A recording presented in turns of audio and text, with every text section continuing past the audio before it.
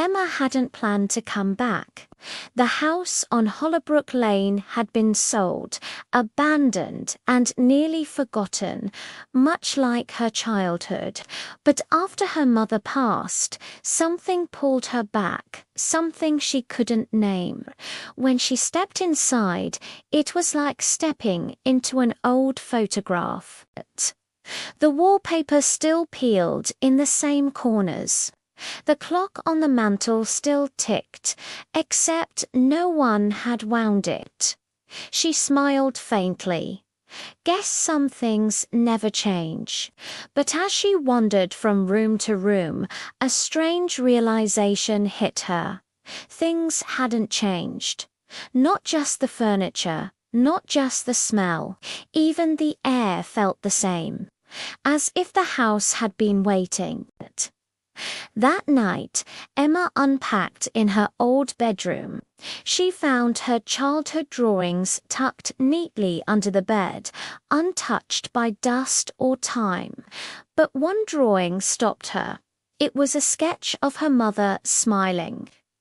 Only the woman in the picture wasn't quite her mother. The eyes were wrong, too dark, too knowing. She laughed nervously. Wow, creepy kid art. She placed it on the nightstand.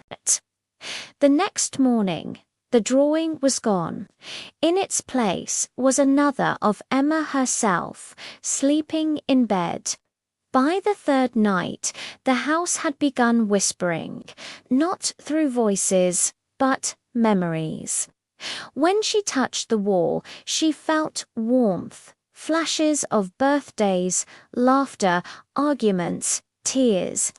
But not all of them were hers. Some belonged to someone else. And every memory ended with the same sound. A low hum like the house was breathing. Panicked, Emma tried to leave. She packed her bag, reached for the front door, but it was locked. Not jammed. Locked from the outside. She turned around, heart pounding. The furniture had shifted slightly. Chairs turned toward her. The clock was ticking backward, and from the hallway came a sound she hadn't heard in decades. Her mother's voice, soft, loving, and cold as frost. Emma, I'm so glad you came home. Emma followed the voice to the basement door. It creaked open on its own. Inside, she saw the same drawings pinned to the wall, only now they showed the present.